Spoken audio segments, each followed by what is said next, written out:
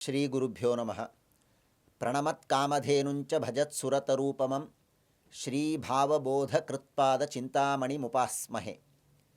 ಮಹಾನುಭಾವರಾದ ಕಲಿಯುಗದ ಕಾಮಧೇನು ಕಲ್ಪವೃಕ್ಷರಾದಂತಹ ಶ್ರೀ ಶ್ರೀ ರಘೂತ್ತಮ ತೀರ್ಥ ಶ್ರೀಪಾದಂಗಳವರ ಆರಾಧನಾ ಮಹೋತ್ಸವ ಇನ್ನೇನು ಕೆಲವೇ ದಿನಗಳಲ್ಲಿ ನಾವೆಲ್ಲ ವೈಭವದಿಂದ ಆಚರಿಸ್ತಾ ಇದ್ದೇವೆ.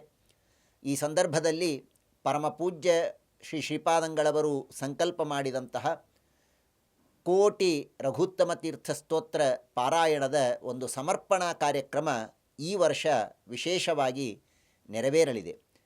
ಕಳೆದ ವರ್ಷದ ರಘೂತ್ತಮ ತೀರ್ಥರ ಆರಾಧನೆಯ ಸಂದರ್ಭದಲ್ಲಿ ಪರಮಪೂಜ್ಯ ಶ್ರೀಪಾದಂಗಳವರು ಇದರ ಸಂಕಲ್ಪವನ್ನು ಮಾಡಿ ದೇಶದಾದ್ಯಂತ ಅನೇಕ ಭಕ್ತರು, ಕೇವಲ ಭಾರತ ದೇಶದಲ್ಲಿ ಮಾತ್ರ ಅಲ್ಲ, ದೇಶ ವಿದೇಶಗಳಲ್ಲಿರುವಂತಹ ಅನೇಕ ಭಕ್ತರು ಈ ಒಂದು ದೊಡ್ಡ ಪಾರಾಯಣ ಯಜ್ಞದಲ್ಲಿ ಭಾಗವಹಿಸಿದ್ದಾರೆ.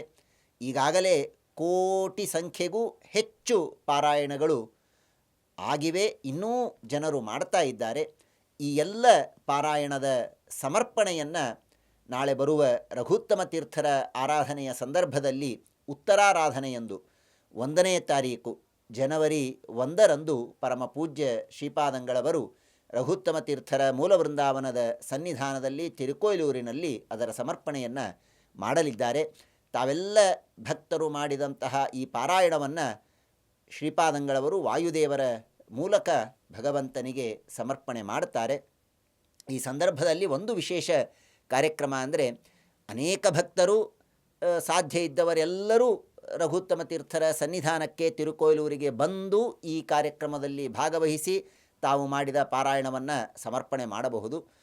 ಹಾಗೆ ಸಾಧ್ಯವಿಲ್ಲದೇ ಇದ್ದ ಪಕ್ಷದಲ್ಲಿ ತಾವಿದ್ದಲ್ಲಿಯೇ ಸಮರ್ಪಣೆ ಮಾಡುವುದಕ್ಕೆ ಒಂದು ವಿಶೇಷವಾದ ಅವಕಾಶ ಇದೆ. ಪರಮಪೂಜ್ಯ ಶ್ರೀಪಾದಂಗಳವರು ಆ ದಿನ ಅಂದರೆ ಉತ್ತರಾರಾಧನೆಯಂದು 1ನೇ ತಾರೀಕು ಬೆಳಿಗ್ಗೆ 11 ಗಂಟೆಗೆ ರಘೂತ್ತಮ ತೀರ್ಥರ ಒಂದು ಮಹಾಪಂಚಾಮೃತವನ್ನು ನೆರವೇರಿಸ್ತಾರೆ. ಅದೆಲ್ಲ ಕಾರ್ಯಕ್ರಮಗಳು ಲೈವ್ ಇರುತ್ತದೆ.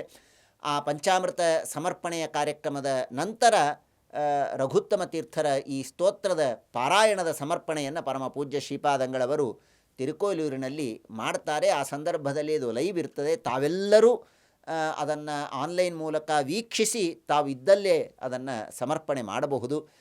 ಅದರ ಜೊತೆಗೆ ಈ ಹಿಂದೆ ಲಕ್ಷ ಬ್ರಾಹ್ಮಣ ಭೋಜನದ ಸಂದರ್ಭದಲ್ಲಿ ಮಾಡಿದಂತೆ ಪರಮಪೂಜ್ಯ ಶ್ರೀಪಾದಂಗಳವರು ಅವತ್ತು 12:30ಕ್ಕೆ ಸರಿಯಾಗಿ ತಿರುಕೋಯ್ಲೂರಿನಲ್ಲಿ ಕೃಷ್ಣಾರ್ಪಣವನ್ನು ಹೇಳಿ ಬ್ರಾಹ್ಮಣರ ಭೋಜನವನ್ನು ಅನ್ನಸಂತರ್ಪಣೆಯನ್ನು ಮಾಡಲಿದ್ದಾರೆ.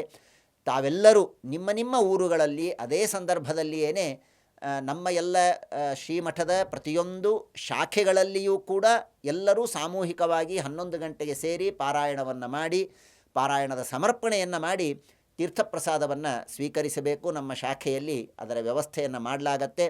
ನಮ್ಮ ಎಲ್ಲ ಶಾಖಾ ಸೇವಕರು ಇದಕ್ಕೆ ವಿಶೇಷವಾಗಿ ಸಹಕಾರವನ್ನು ನೀಡಬೇಕು. ಅದಲ್ಲದೇ ನಮ್ಮ ಶಾಖೆಗಳಲ್ಲದೇ ಇದ್ದರೂ ಕೂಡ ನಮ್ಮ ಮಠದ ಅಧೀನ ಸಂಸ್ಥೆಗಳು, ಅಂಗಸಂಸ್ಥೆಗಳಾದಂತಹ ವಿಶ್ವಮಧ್ಯ ಮಹಾಪರಿಷತ್ತಿರಬಹುದು, ಇನ್ನನೇಕ ಪಾರಾಯಣ ಸಂಘಗಳಿರಬಹುದು. ಆ ಎಲ್ಲ ಪಾರಾಯಣ ಸಂಘಗಳು, ಪರಿಷತ್ತಿನ ಅನೇಕ ಘಟಕಗಳು ಎಲ್ಲರೂ ಈ ಒಂದು ಕಾರ್ಯಕ್ರಮದಲ್ಲಿ ಸಾಮೂಹಿಕವಾದಂತಹ ಈ ಪಾರಾಯಣದ ಕಾರ್ಯಕ್ರಮದಲ್ಲಿ ಭಾಗವಹಿಸಬಹುದು. ಅಷ್ಟು ಮಾತ್ರ ಅಲ್ಲ, ಸಂಘ ಸಂಸ್ಥೆಗಳಲ್ಲದೇ ಇದ್ದರೂ ಸುತ್ತಮುತ್ತಲು ಅಕ್ಕಪಕ್ಕ ಇರುವಂತಹ ಮನೆಯವರೆಲ್ಲ ಸೇರಿ ಒಂದು ಮನೆಯಲ್ಲಿ ಸಾಮೂಹಿಕವಾಗಿ ಸೇರಿ ಪಾರಾಯಣವನ್ನು ಮಾಡಿ ಸಮರ್ಪಣೆಯನ್ನು ಮಾಡಬಹುದು. ಹೀಗೆ ನಾನಾ ತರಹದ ಅವಕಾಶಗಳು ಇದೆ.